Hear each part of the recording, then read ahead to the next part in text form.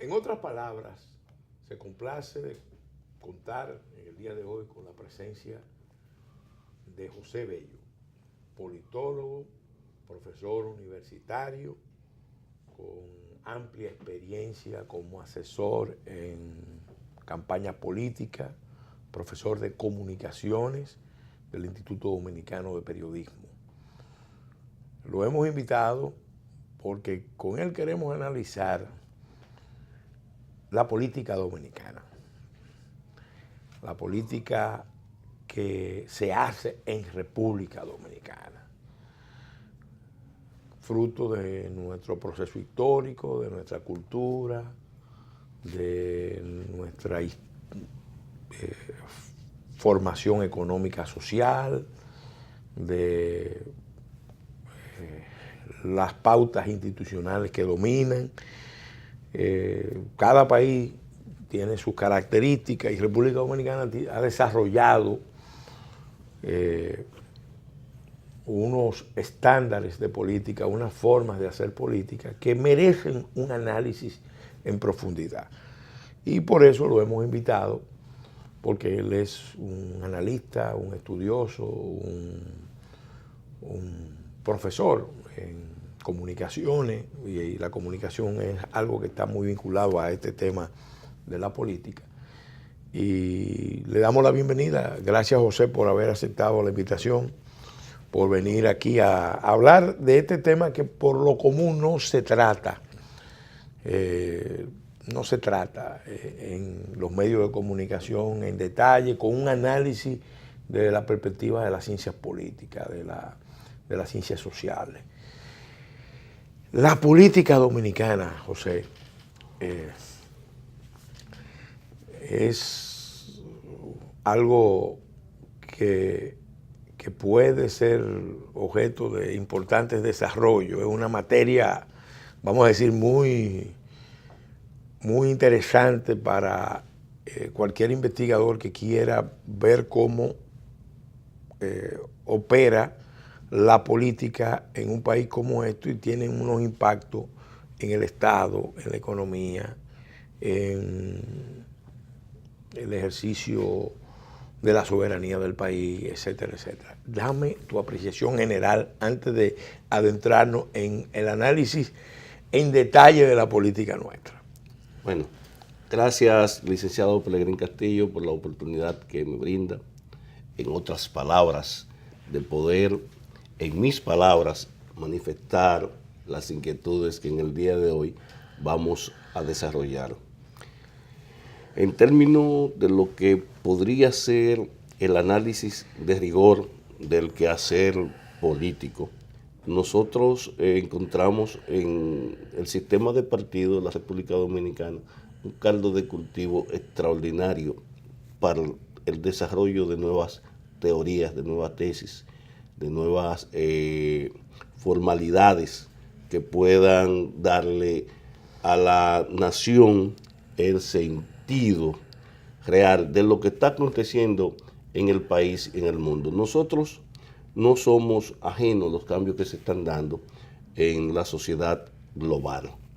Me siento satisfecho porque, por ejemplo, acá yo me encuentro con un libro del doctor Pedro Baños, Así se domina el mundo. O sea, esto muestra simple y llanamente, y perdón que esté haciendo publicidad a esta casa editorial, pero de una u otra forma debemos ir avanzando y decir las cosas que tenemos positivas. Aprender sobre cómo se domina el mundo, de las palabras, de las expresiones de Pedro Baños vertidas en este libro, nos da una idea de los cambios que ha sufrido la sociedad global, a los que los políticos dominicanos le han estado huyendo durante los últimos 25 o 30 años, después de la desaparición de los grandes líderes del país. Me refiero que después de la desaparición de Balaguer, de Peña Gómez y de Bosch, el país obviamente que entra en una crisis de identidad, en una crisis de identidad de liderazgo, porque calzarse las botas y los zapatos de estos líderes que pernotaron en el quehacer político del siglo pasado hasta principio de siglo, obviamente que tiene que crear un vacío, y este vacío no ha sido llenado por la percepción y la perspectiva de cambio que las nuevas generaciones han estado demandando. José, tú mencionaste a Balaguer, Peña Gómez y Juan Bosch. Yo creo que vale la pena destacar que eran tres líderes con unas condiciones especiales, ilustrados, que le prestaban atención al discurso político, construían sólidos discursos políticos y dirigieron la sociedad dominicana después de la caída de Trujillo hasta la década de los 90. Fueron los líderes dominantes, Balaguer y Bosch en una etapa, Peña al final del periodo de ese ciclo político de la historia dominicana. Pero todos tenían discurso. Se podían estar o no de acuerdo con su planteamiento, todos. Aún el modelo político dominante fuera clientelar, fuera paternalista, populista, los líderes eran líderes ilustrados con una visión de nación, que no salían a preguntarle a la gente lo que la gente quería oír, sino que daban su apreciación de lo que ellos entendían que había que hacer para que el país cambiara, para que el país mejorara, para que el país no se perjudicara. Y ese liderazgo estuvo interactuando en la vida del país. Después que ellos desaparecen, tú destacas como que se produjo un cambio, porque viene un nuevo liderazgo que no carece de ilustración. En el caso de Leonel Fernández, se trata de un dirigente político ilustrado, sin duda. Sin embargo, se nota que el tono general de la vida del país cambia, porque ya el discurso político, la apelación al discurso histórico, los argumentos para convencer y mover los sentimientos de la gente, eso ya pasa a un segundo plano. Ya son las maquinarias electorales, las maquinarias clientelares, las estructuras de marketing político, las que vienen a jugar su papel. Bueno, mira, si estuviésemos hablando de estructuras de marketing político, si estuviésemos hablando de campaña bien dirigida, bien orquestada, te diría que estaríamos avanzando. Pero el problema es el siguiente, Pelegrín. Mira, nosotros nos quedamos entrampados. O sea, todavía al día de hoy, ya en el umbral del siglo XXI, hay líderes que están pensando que deben imitar las acciones de los líderes del pasado. Y eso es imposible. La sociedad definitivamente cambió. Anteriormente, tú hablabas de Balaguer, de Peña y de Juan Bosch. Cada uno tenía su discurso y cada uno enrumbaba su discurso hacia la interioridad de la corriente ideológica que defendían. Tú distinguías que Balaguer era un conservador, tú distinguías que Peña Gómez pertenecía a la socialdemocracia y tú entendías que Bosch pertenecía a una izquierda moderada. O sea, tú podías colegir eso. Con las muertes de ellos surge un gran cambio. Entonces, ese gran cambio que lo produce la crisis, donde el liderazgo de relevo no estaba preparado para asumir esos cambios. Es la realidad, porque estaban carentes de discurso. Estaban carentes. Bueno, los organismos internacionales tuvieron mucha facilidad para avanzar en su agenda, porque se asumió el discurso del día a día, de lo que se de los organismos internacionales, que a su vez en el mundo, porque en eso hay que ser justo. Claro. A partir de 1990, 94, en Estados Unidos empezó a impulsarse en todo el mundo lo que se conoció como Consenso Washington. Sí. Bueno, desde antes, se incubó bajo el liderazgo de Reagan y de Margaret Thatcher una serie de principios, pero fue cuando cayó la Unión Soviética que empezó a ganar terreno en muchas partes del mundo el llamado Consenso Washington. Claro. Entonces sí, ya la gestión de Reagan fue extraordinariamente exitosa y tanto Reagan como Margaret Thatcher le brindaron al mundo una nueva ventana. Bueno, pero esa visión en buena medida fue la que marcó el periodo que siguió a la caída de la Unión Soviética, y aquí se reflejó. Claro que sí. Porque los gobiernos, por ejemplo, del PLD, en gran medida asumieron el librito de los organismos multilaterales. Completamente. Lo asumieron para ellos. Que con el doctor Balaguer y el profesor Bo era difícil, sí, porque venían de una generación que era reactiva al tema de los organismos internacionales y al endeudamiento. Es que con los PLDistas pasó lo mismo que pasó con el PRD post la muerte de Trujillo. O sea, tú tienes que el grupo de trujillistas, por temor a ser perseguido, a ser acosado, pasó a formar fila del PRD buscando protección. Los PLDistas, entendiéndose que estaban en déficit de perspectiva con relación a lo que los organismos internacionales creían de ese partido, decidieron asumir tácitamente todo lo que nos vendían esos organismos. Y yo quiero que tú sepas que en buena o mala medida eso ha ido en detrimento de la soberanía, ha ido en detrimento de todo.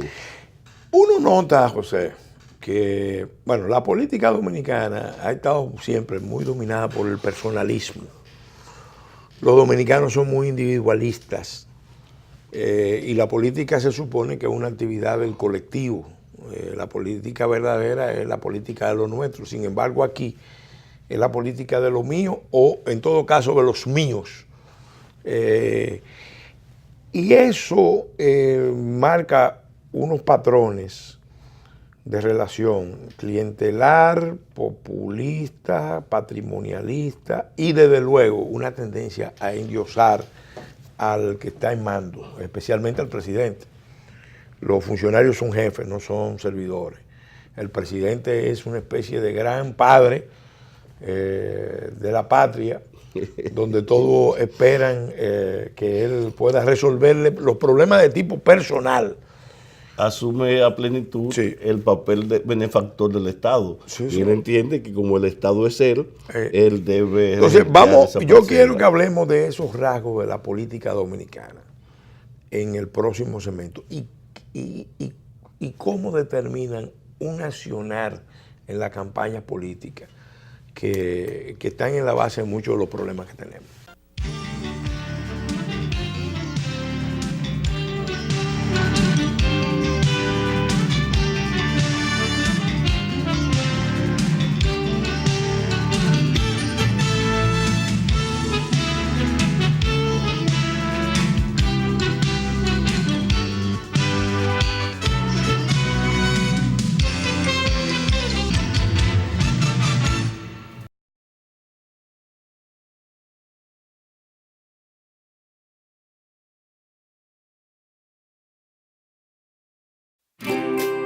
Querida Pao del futuro, cuando leas esta carta, espero que seas la mejor futbolista del universo. ¿Ya pudiste averiguar la receta secreta de la batida que hace mami? Ojalá te siga gustando tanto como me gusta ahora. Toby debe de estar grande y fuerte. Siempre seremos compañeros de aventuras. Espero que nunca pares de jugar y aprender. Que nunca pares de crecer. Atentamente, Pao.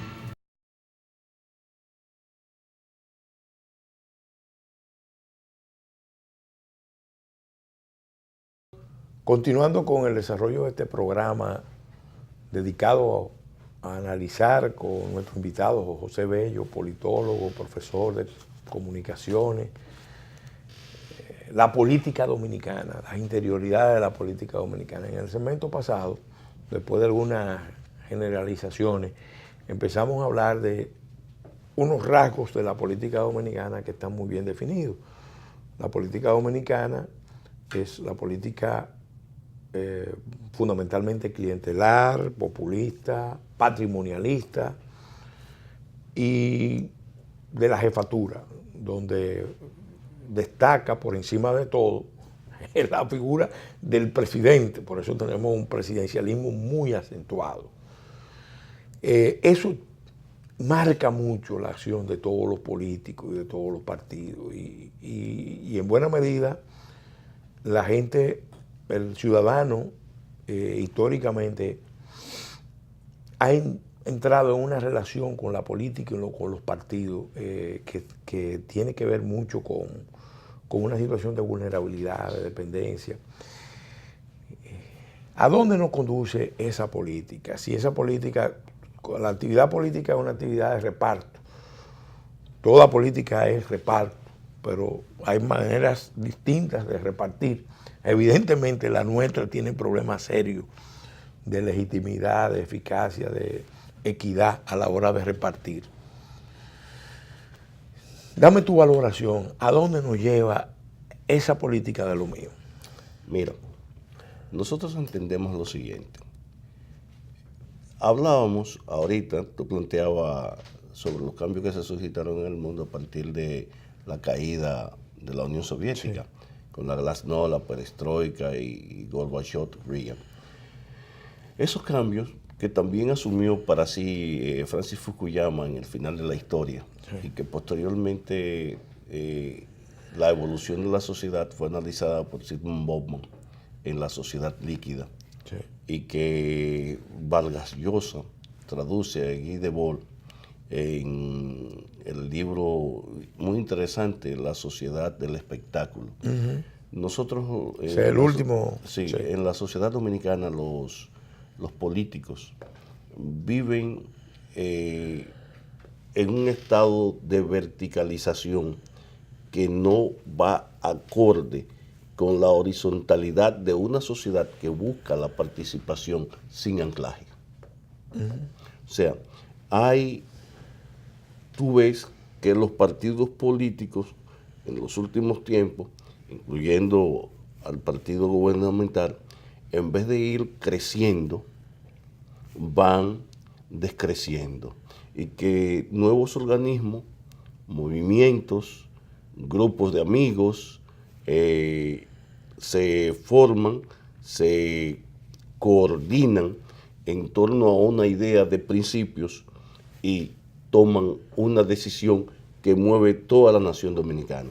A todos estos movimientos, los partidos políticos que viven, como ya te he señalado, verticalmente, de forma piramidal, donde yo soy el jefe, yo soy el que mando, yo soy el que distribuyo, yo soy el que asumo, y en torno a él se mueven acólitos que muchas veces bloquean el acercamiento de ciudadanos a ese líder, porque tiene que pasar por un tamiz. ¿Qué es lo que tú quieres? Dime, ¿qué es lo que tú le vas a decir al líder?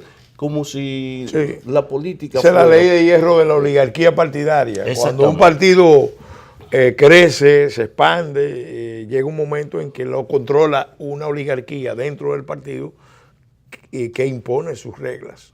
Claro, o sea, y esa forma tosca, abrupta de continuar manejándose en estos nuevos tiempos ha provocado, por ejemplo, que el empresariado se haya mancuernado de forma tal que no vea al partido como el instrumento donde canalizar las inquietudes que ellos tengan para su posible solución. Ya ellos tienen vías de acceso donde pueden, sin ningún tipo de intervención de nadie, luchar por su sector.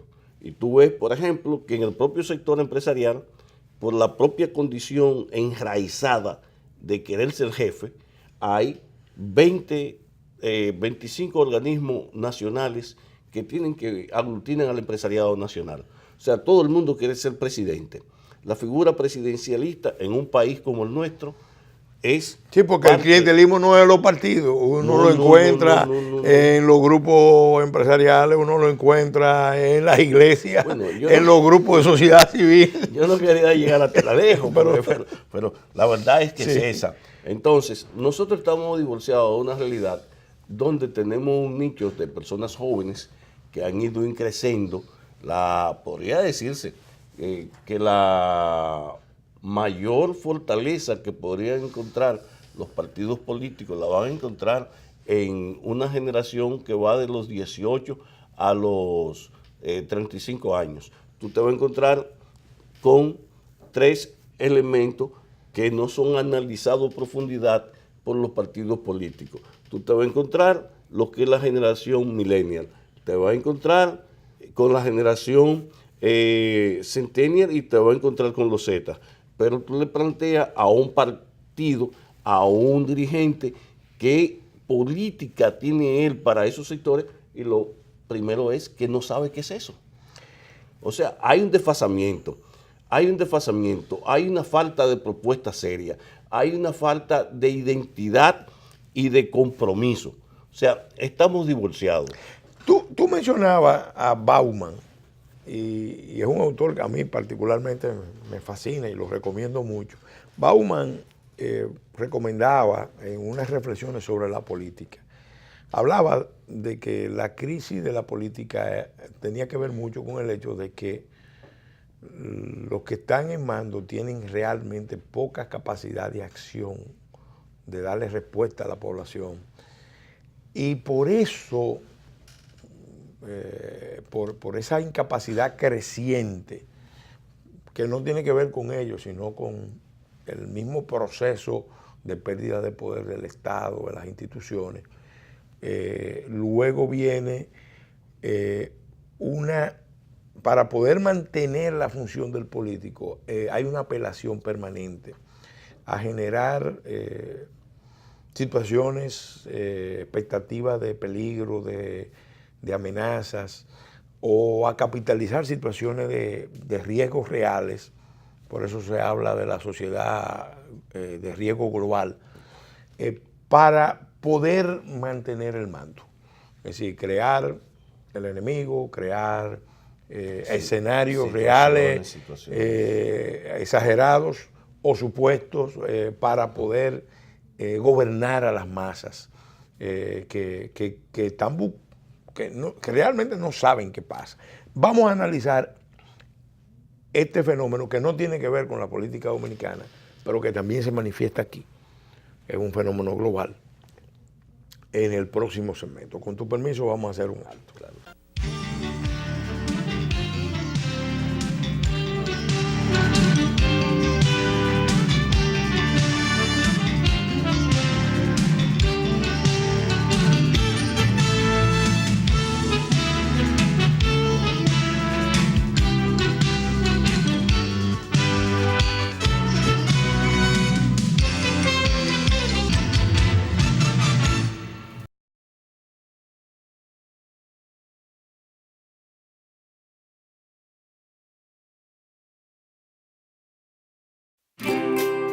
Querida Pao del futuro, cuando leas esta carta, espero que seas la mejor futbolista del universo.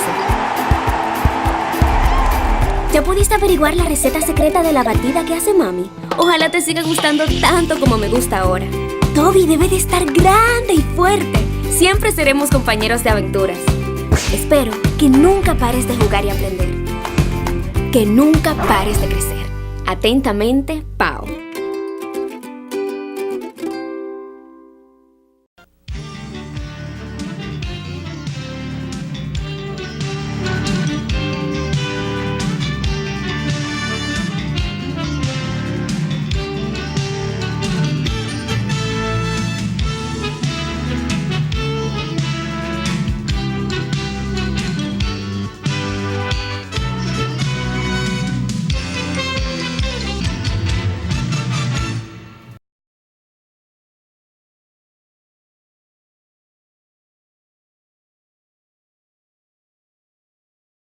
En el segmento anterior de este programa, en otras palabras, dedicado a analizar con nuestro invitado José Bello, politólogo, profesor de comunicaciones,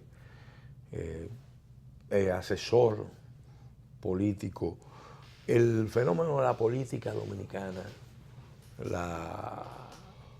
que nos quedamos con un planteamiento que le habíamos hecho sobre cómo la política a nivel mundial, y aquí no escapamos a eso, está evolucionando hacia la búsqueda de cohesión social a partir de la explotación de ansiedades, miedos, temores de amplias masas de la población. Vivimos en un mundo marcado por la incertidumbre. Es un cambio tan continuo, tan permanente, que pone a millones de personas, especialmente las generaciones jóvenes que tú mencionaste, en ascuas, donde no hay una búsqueda de un compromiso firme, estable, serio. La política, la actividad dentro de la polis obliga a establecer vínculos. La misma vida en sociedad exige establecer vínculos, pero todos esos vínculos con el modelo global de sociedad líquida se están resquebrajando. Y entonces lo que viene a sustituir eso es, por un lado, esa explotación de la irracionalidad del proceso, de los miedos que genera, pero también tú mencionaste algo muy importante, el espectáculo. El político, en cierta manera, es un actor que está representando su drama. Un drama, un discurso, un planteamiento. El drama social, puede claro, ser más o menos sincero con asumirlo como propio, pero también puede ser muy profesional en el sentido de que asume ese discurso como asume cualquier otro. De todas formas, se ha puesto muy en evidencia que liderazgos que están surgiendo tienen mucho de reality show. Y no es solamente aquí, en el mundo. Y de marketing. Sí. Se busca identificar qué quiere la gente y se construye una imagen ideal.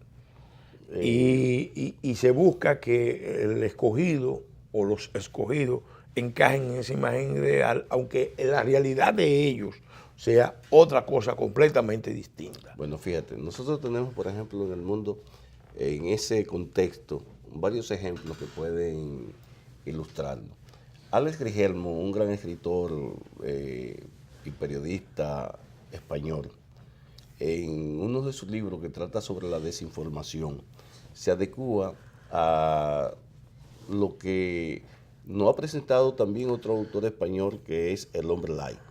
Y El Hombre Light es Enrique Rojas, es completamente asumido en la obra de Bauman, en La Sociedad Líquida, y lo que obviamente va a traer en el contexto moderno un hombre que es más imagen que realidad, a lo que la gente anda llamando la posverdad.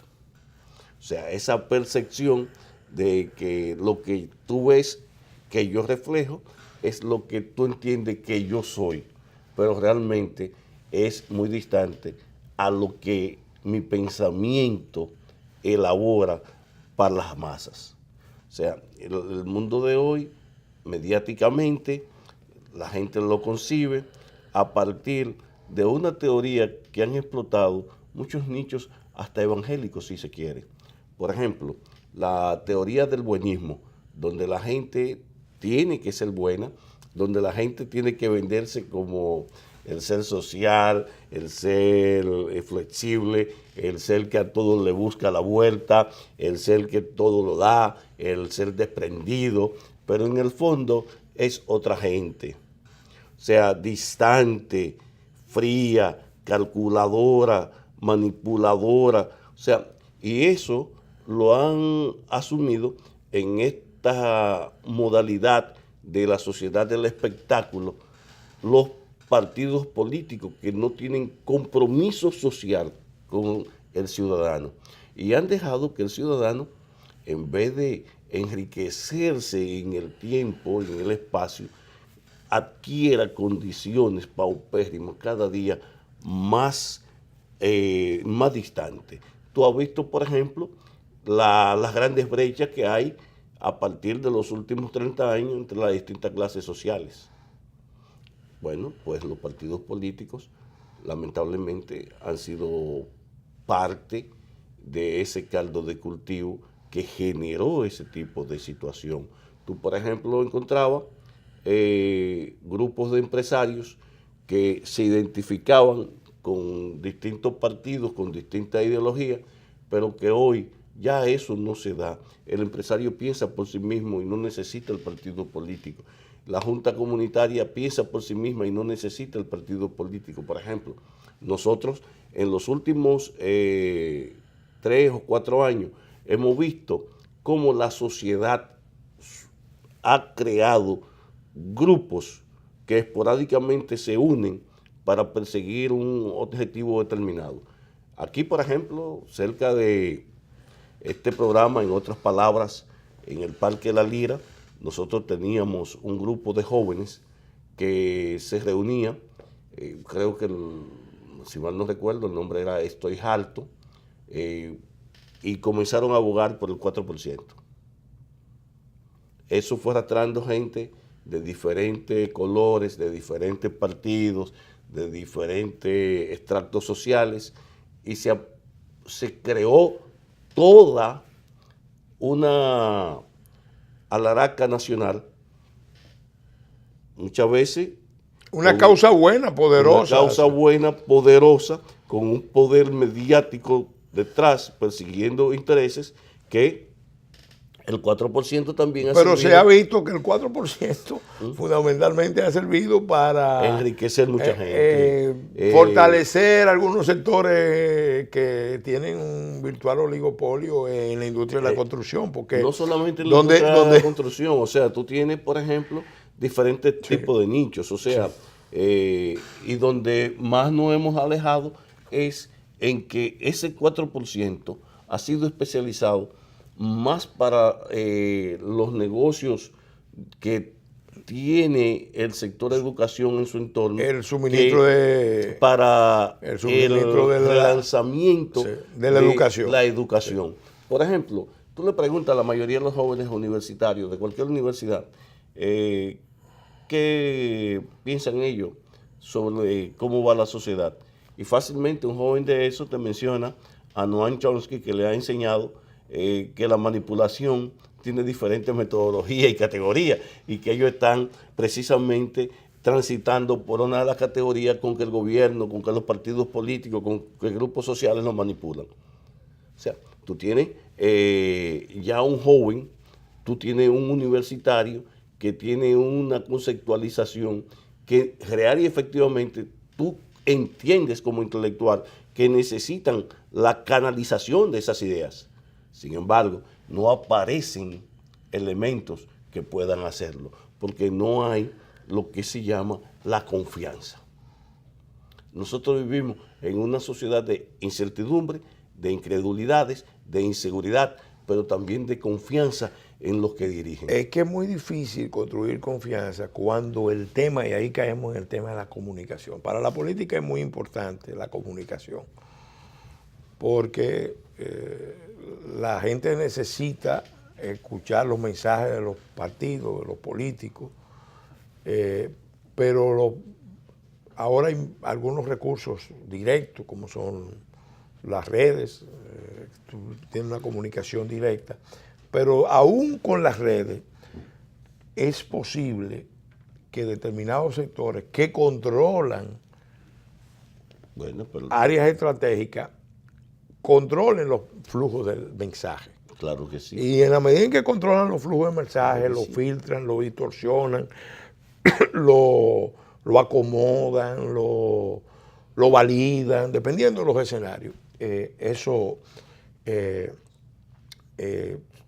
dará tales o cuales resultados políticos. Yo no sé si seguro tú viste la película La Dictadura Perfecta, Pero que es también, una película mexicana hablando precisamente de la vinculación de los medios de comunicación con la política y claro con el que sí, gobierno. claro que sí, claro que sí. Eso que se describe ahí aplica para muchos escenarios Para de América todos los Latina y escenarios para de América República Latina. Dominicana. Y no solamente de América Latina, tú tienes también que ver cómo se manejó la última campaña que se realizó en los Estados Unidos.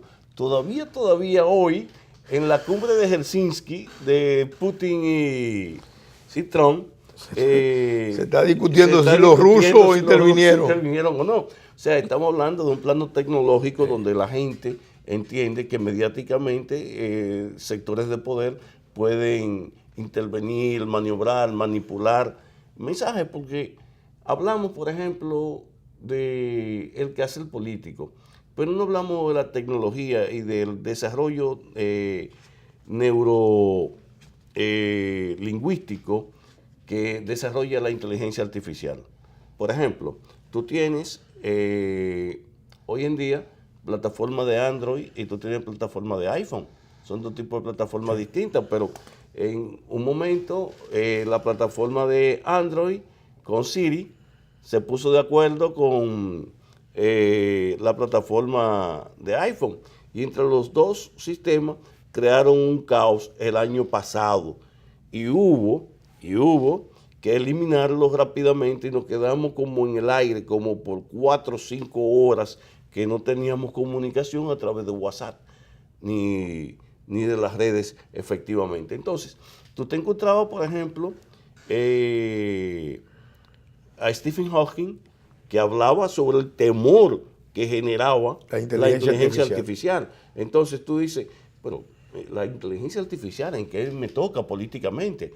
Fácil, tú tienes un elemento que confesó públicamente ante el Congreso de los Estados Unidos, sí, el propietario de Facebook, sí, cómo grupo manejaron su plataforma analítica para desarrollar campañas que llegaban al subconsciente de cada usuario. O sea, tú tienes, por ejemplo, un sistema de inteligencia artificial donde Facebook distingue, el cerebro electrónico de Facebook distingue cuáles son tus gustos, cuáles son tus modas, cuáles son tus preferencias, qué es lo que tú haces en el día a día. Entonces te va llegando publicidad subliminal sobre los diferentes elementos.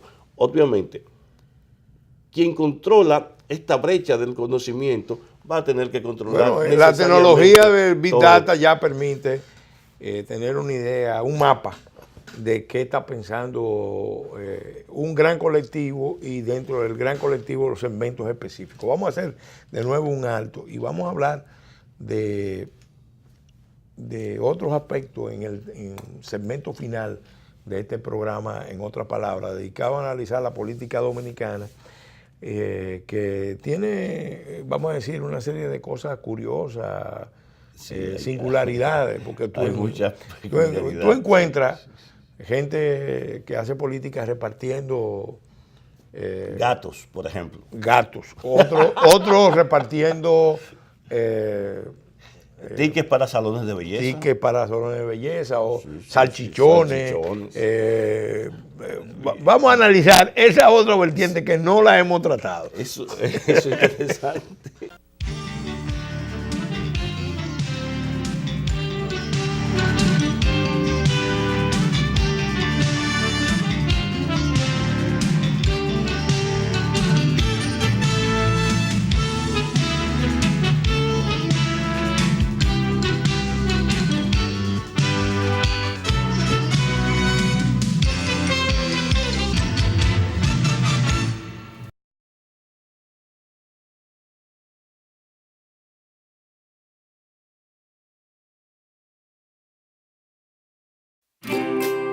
Querida Pao del futuro, cuando leas esta carta, espero que seas la mejor futbolista del universo.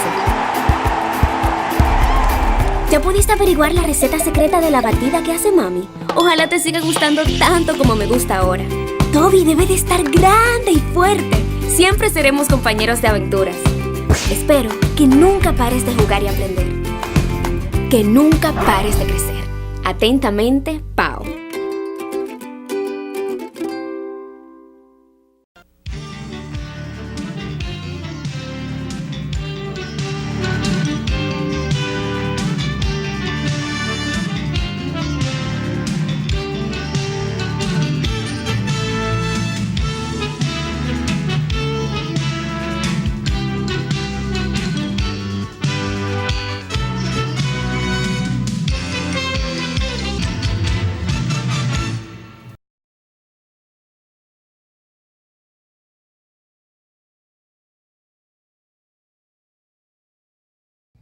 En el segmento final de este programa, en otras palabras, dedicado a analizar la política dominicana, la interioridad de la política dominicana con José Bello, nuestro invitado, politólogo, profesor universitario, asesor electoral. José,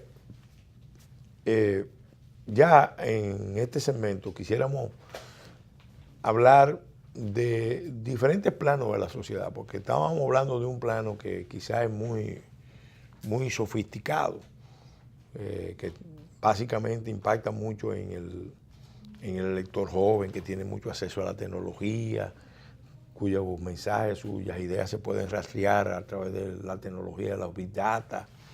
Pero en el caso específico de una sociedad como la nuestra, donde hay una economía informal, una población en situaciones de mucha vulnerabilidad, de mucha exposición a las manipulaciones, nosotros nos damos cuenta que la política también discurre alrededor de unas prácticas muy primitivas de reparto clientelar. Se reparte como favores lo que se tiene que garantizar como derecho. Entonces, un Estado que no le da a las personas acceso al trabajo estable, seguro, al mismo tiempo establece todo un sistema de beneficencia con tarjetas. Pero otras veces se va más lejos, porque eso es quizá el avance que hemos tenido es más en la sofisticación del clientelismo. Entonces encontramos también manifestaciones burdas, atrasadas. Claro, uno encuentra personajes de la política dominicana repartiendo animales vivos, su puerquito, tirándolos incluso. Otro, en otra etapa había un candidato que se dedicó a lanzar panties. Otro a un tipo de relación. ¿Qué tan efectivo es eso? Porque uno percibe como que la gente va, recibe la ayuda y sabe que en el fondo están explotando sus necesidades, pero eso no necesariamente genera votos. Por eso el día de las elecciones, en la fila, tú encuentras un gran bazar de gente que está en la fila esperando que la logística.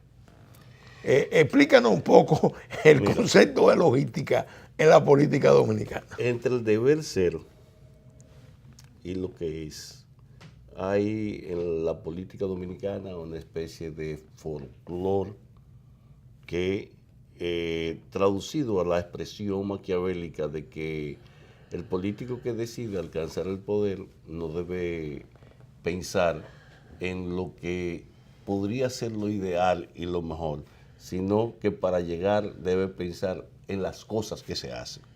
Y lo que se hace es precisamente regalar salami, tirar puerquito, dar romo y peor aún.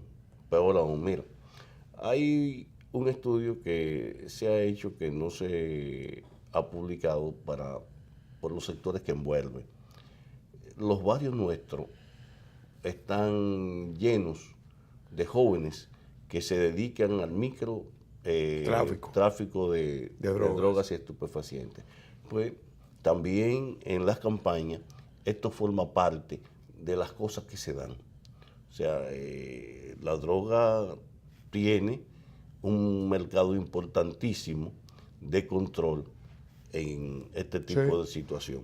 Entonces, tú tienes, por ejemplo, un candidato que decide distribuir el emisor entre las mujeres. Es un producto de uso femenino que un candidato a síndico en Santiago lo popularizó. Tú tienes, por ejemplo, otro candidato que se iba a los Alcarrizos y entendía que como había una plaga de mosquitos, lo que había era que dar mosquitero.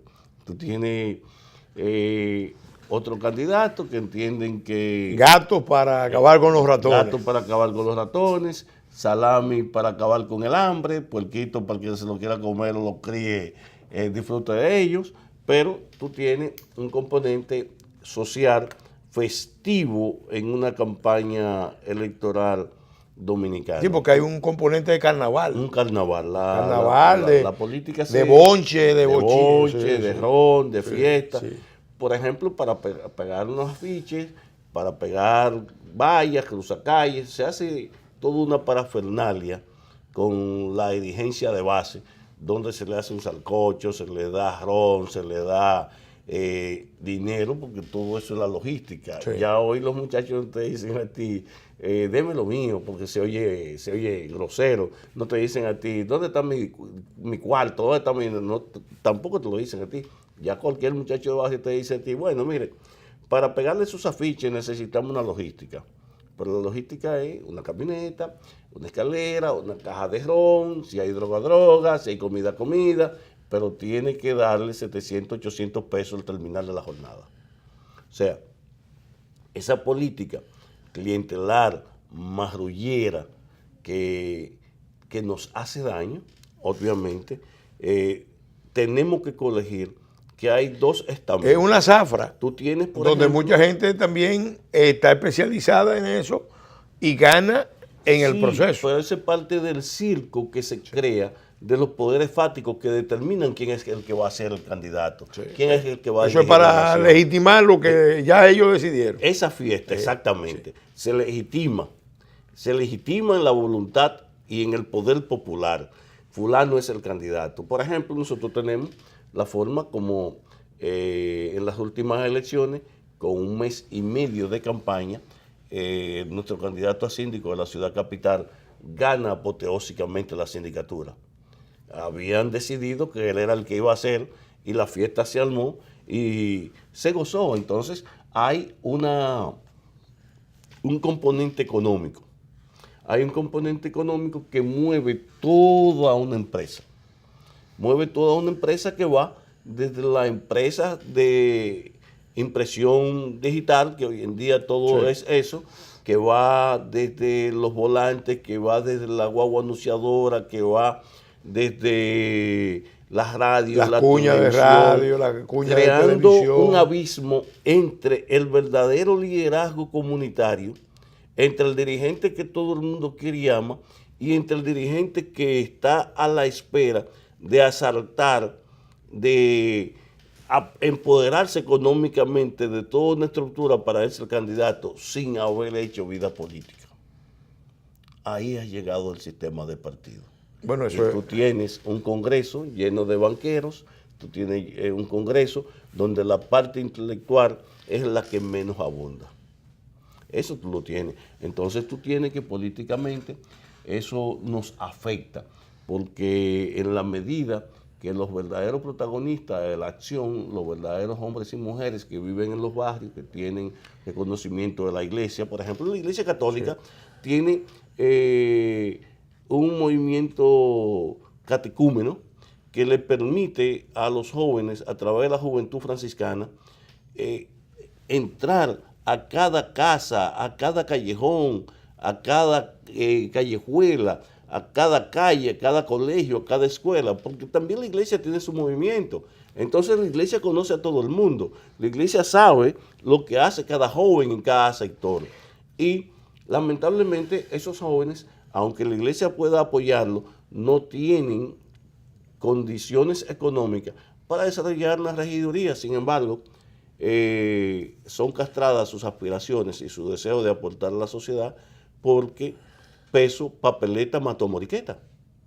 Es lamentable. Y acta mató voto. Y acta mató voto. Sí, porque el proceso no solamente se da en las calles y después se respeta el proceso electoral final, sino que hay muchos que ni siquiera hacen campaña. No. Y el día de las elecciones tienen las palancas para convencer a los jefes de mesa a que cambien resultados. Hay un caso... Ponen afiche para que se diga que hicieron campaña. Hay un caso que se estudió y es bueno que tú también lo investigues como representante de la sociedad, porque tú gozas del prestigio y del privilegio de tener respeto. Y eres de los pocos políticos que lo ha acumulado. La gente te respeta por tus ideas. Gracias. Porque la defiende con vehemencia, está claro en las cosas que hay que hacer. ha demostrado que se puede hacer las cosas conforme a como manda la ley. Eres de los pocos políticos que creó, desarrolló a partir de una idea todo lo que es un ministerio tan importante como el de Energía y Minas. Aportaste a través de tu labor legislativa un grupo de proyectos que beneficiaron al país y, en definitiva, los hombres y mujeres de trabajo de este país te valoran de una forma muy positiva. Así que hay un ejemplo que es bueno que tú lo estudies, donde dos candidatos, sin poner un afiche, sin poner una valla, sin poner absolutamente nada, Claro. ganaron las elecciones, sin salir a hacer campaña siquiera, porque tenían todo un tinglado de negocios, de comercios, de cosas que se dan en esta sociedad. En Inglaterra tuvo ese periodo hace muchos años, y ese periodo, esa práctica política se conocía como la práctica de los burgos podridos. Lo describe muy bien Duverger. Sí, donde había feudos de políticos que controlaban la zona y vendían las candidaturas, y ellos negociaban la candidatura de esa zona y garantizaban los resultados. Maurice lo describe perfectamente. Garantizaban los escaños. Unos minutos finales breves para una breve reflexión para las encrucijadas del sistema político, los cambios a la vista garantizan que mejoraremos o vamos a retroceder. Bueno, fíjate, yo soy lo que creo definitivamente que el sistema de partidos políticos ha colapsado porque no han sabido adecuarse a los cambios. No se han abierto, no han sido participativos ante un segmento poblacional que busca una participación con respeto, con equidad, con igualdad, no con adocenamiento. Bueno, o sea, yo creo que hay muchas cosas que aportar. Si los sistemas de partidos no son capaces de someterse a una reingeniería social que le permita conectarse verdaderamente con la sociedad, vamos a tener movimientos y vamos a tener otros tipos de organizaciones que lo van a representar. Bueno, gracias, José. Gracias por tu participación interesante. Muchas gracias. Aportando tu experiencia y la visión que tienes en tu condición de politólogo y asesor de comunicaciones.